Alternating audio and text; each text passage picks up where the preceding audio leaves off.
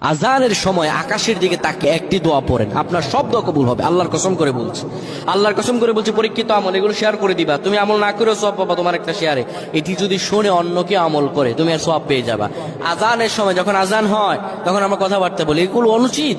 আপনি আজানের সময় আকাশের দিকে তাকিয়ে একটি দোয়া পড়বেন। এই দোয়াটি আমরা অনেকেই পারি। এখন বলবেন হুজুর কমন পড়ে গেছে দোয়া।